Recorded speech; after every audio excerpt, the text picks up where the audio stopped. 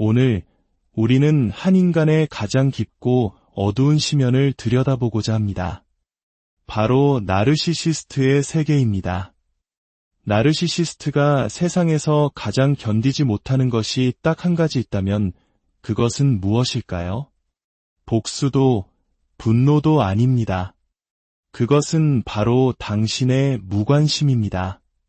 본격적인 이야기에 앞서 만약 이 이야기가 당신의 마음에 작은 울림이라도 준다면 좋아요와 구독으로 저희의 여정에 힘을 보태주시길 부탁드립니다. 당신의 이 소중한 관심 하나하나가 더 많은 분들께 삶의 지혜와 통찰을 나누는 따뜻한 빛이 될 것입니다. 평범한 사람에게 타인의 관심이 줄어드는 것은 기껏해야 약간의 서운함이나 사소한 불편함일 뿐입니다. 하지만 나르시시스트에게 이것은 훨씬 더 깊은 상처를 남깁니다. 그들의 심리 구조 전체가 외부로부터의 인정이라는 아주 위태로운 기초 위에 세워져 있다는 것을 먼저 이해해야 합니다.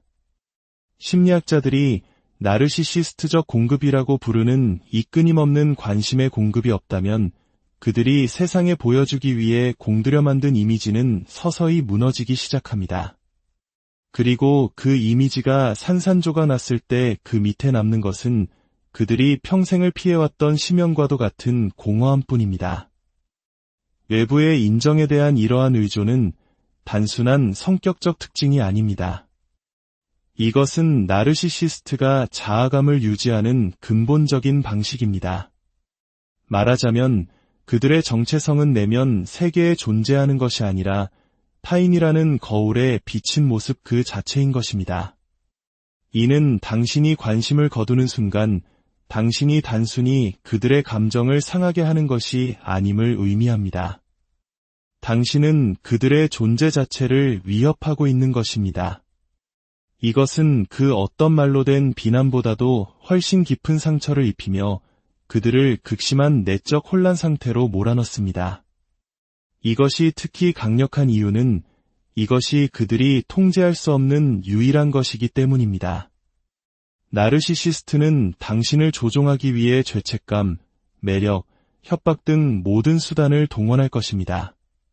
하지만 당신이 그저 반응하기를 거부한다면 그 어떤 수단도 소용이 없습니다.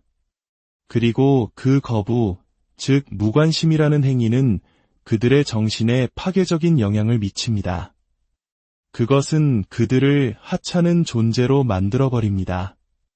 평생에 걸쳐 웅장하고 인상적이며 세심하게 관리된 거짓 이미지를 구축했는데 돌아오는 것이 무관심뿐이라고 상상해 보십시오.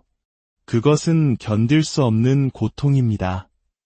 나르시시스트는 자신이 주목의 중심에 있어야만 존재 가치가 있다고 믿습니다. 만약 당신이 반응하지 않고 그들의 자아를 채워주지 않는다면 그들의 마음속에서 그들은 아무것도 아닌 존재가 됩니다. 그들은 당신과 같은 방식으로 세상을 경험하지 않습니다.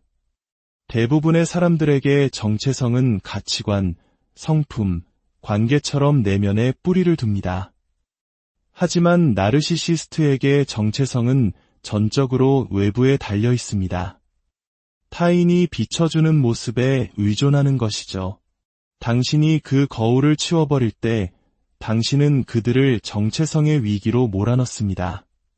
그들은 공황 상태에 빠지고 통제력을 되찾기 위해 발버둥칩니다.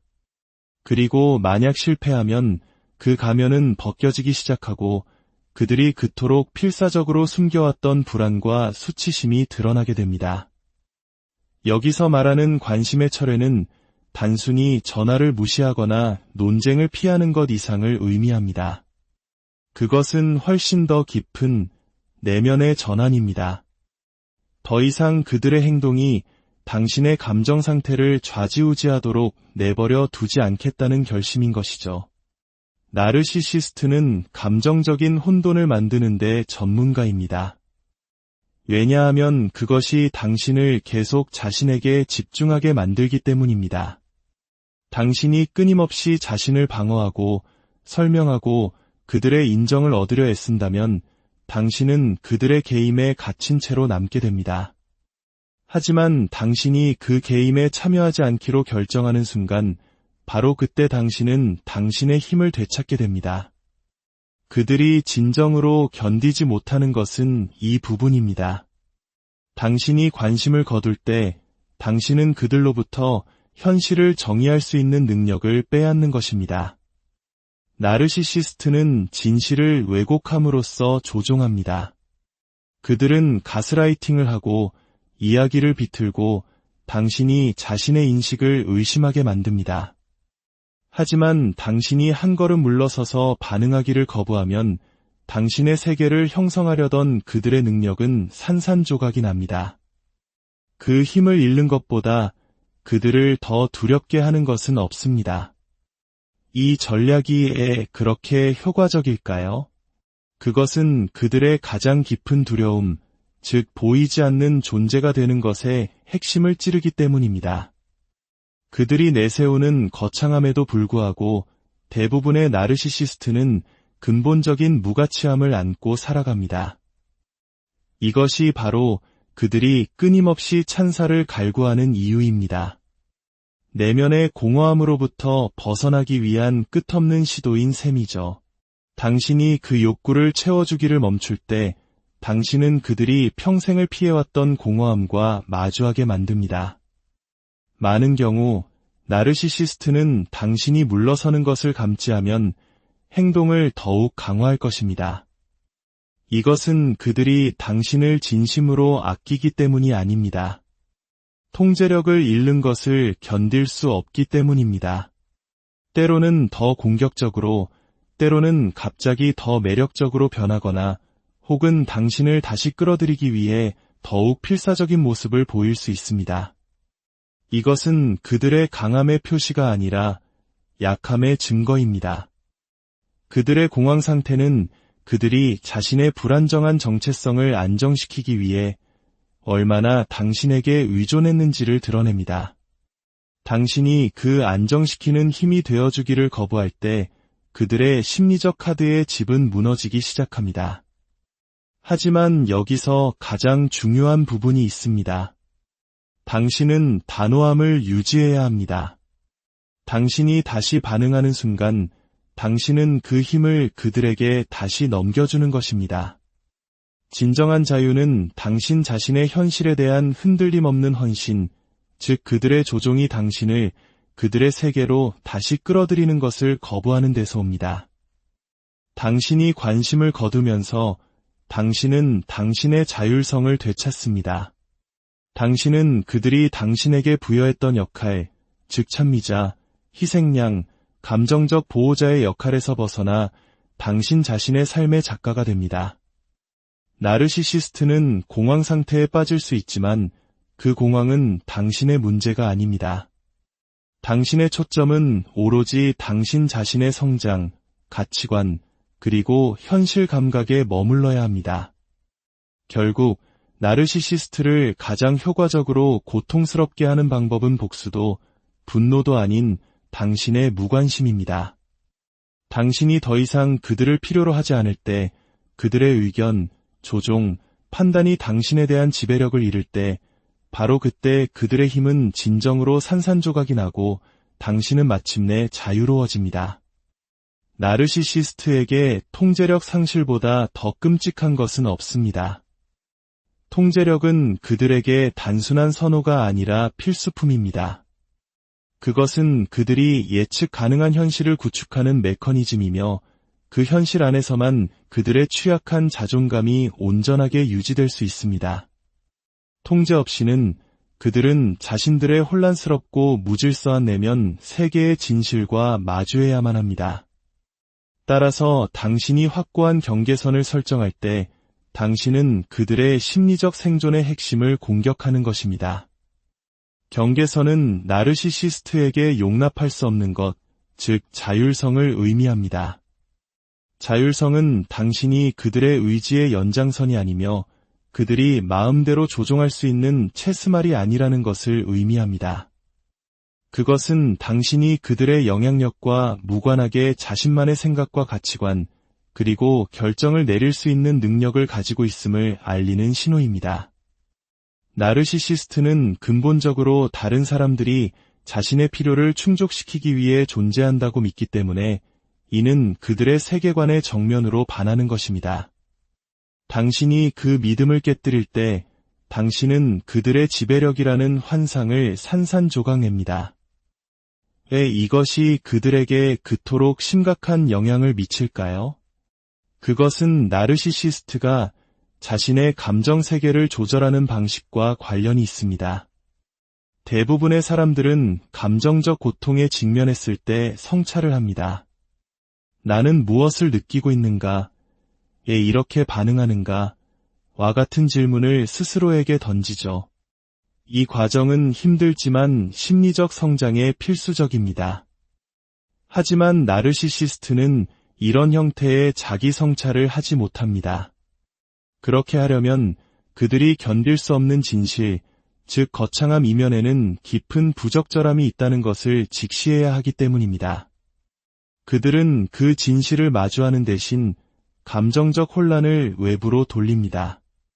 그들의 고통은 다른 사람의 문제가 되고 그들의 불안은 다른 사람의 복종으로 달래져야 합니다.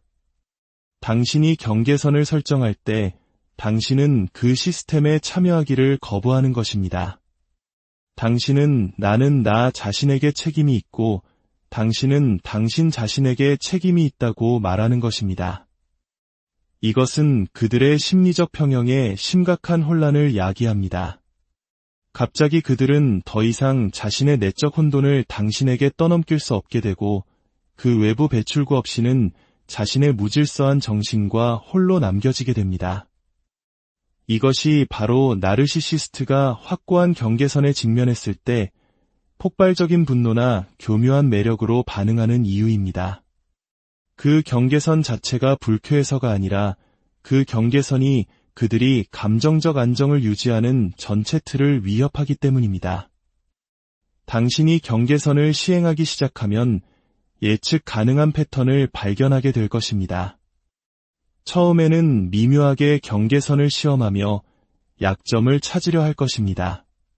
그것이 실패하면 그들은 종종 죄책감, 조종, 심지어는 노골적인 공격성을 동원하여 당신을 지치게 만듭니다. 하지만 더 깊은 심리적 진실은 이것입니다. 그들의 필사적인 모습이 바로 그들의 의존성을 드러낸다는 것입니다. 그들의 우월함 과시에도 불구하고 그들의 힘은 전적으로 당신의 수능 의지에 달려 있습니다. 여기서 핵심은 당신의 경계선이 협상 가능해서는 안 된다는 것입니다. 나르시시스트는 모호함 속에서 번성합니다. 당신의 한계가 모호하거나 일관성이 없거나 쉽게 무시된다면 그들은 그것을 이용할 방법을 찾아낼 것입니다. 명확하고 확고하며 협상 불가능한 경계선만이 그들이 이해하는 유일한 언어입니다. 그리고 당신이 그 경계선을 지킬 때 설명하거나 정당화하거나 흔들리기를 거부할 때 당신은 나는 통제당하지 않을 것이다. 라는 심오한 메시지를 전달하는 것입니다. 하지만 여기에는 더 깊고 심오한 영향이 있습니다. 당신이 경계선을 주장할 때마다 당신은 그들의 조종이 만들어낸 혼돈 속에서 잃어버렸을지도 모르는 당신 자신의 일부를 되찾게 됩니다. 당신은 당신 자신의 방식으로 당신이 누구인지를 재정의하기 시작합니다. 당신의 생각은 더 명확해지고 한때 그들의 드라마에 소모되었던 감정적 에너지는 당신 자신의 성장으로 향하게 됩니다. 그리고 아마도 가장 중요하게는 당신은 다시 자신을 신뢰하기 시작합니다. 왜냐하면 진실은 나르시시스트와의 관계에 있는 많은 사람들이 그 신뢰를 잃기 때문입니다. 오랫동안 가스라이팅을 당하고 비판받고 훼손당한 후에 당신은 당신 자신의 현실을 의심하기 시작합니다. 경계선은 그 신뢰를 회복시킵니다. 각각의 경계선은 자기 존중의 표현이며 당신의 필요, 가치, 경험이 중요하다는 선언입니다. 결국 나르시시스트에 대한 가장 큰 저항 행위는 분노도 복수도 아닙니다. 그것은 단순히 통제당하기를 거부하는 것입니다.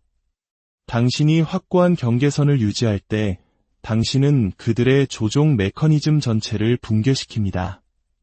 당신은 그들이 평생을 피해왔던 진실, 즉 그들이 전능하지 않으며 그들의 힘은 환상에 불과하고 당신의 수능 없이는 근본적으로 무력하다는 진실과 마주하게 만듭니다. 그리고 붙잡아야 할 가장 중요한 진실은 이것입니다. 당신은 그들의 감정, 불안, 통제 욕구에 책임이 없습니다. 당신은 오직 당신 자신에게만 책임이 있습니다. 그리고 당신이 그 책임을 온전히 받아들일 때 당신은 마땅히 당신의 것이어야 할 자유를 되찾게 됩니다. 당신의 평온함이 그들의 혼돈을 이깁니다. 당신의 명확함이 그들의 모호함을 이깁니다. 그리고 당신의 무관심이 그들의 통제력을 산산조각냅니다. 부디 당신 자신의 이야기를 되찾을 수 있는 힘을 찾으시길 바랍니다. 당신의 나날이 조종의 그림자에서 벗어나 평화와 명료함으로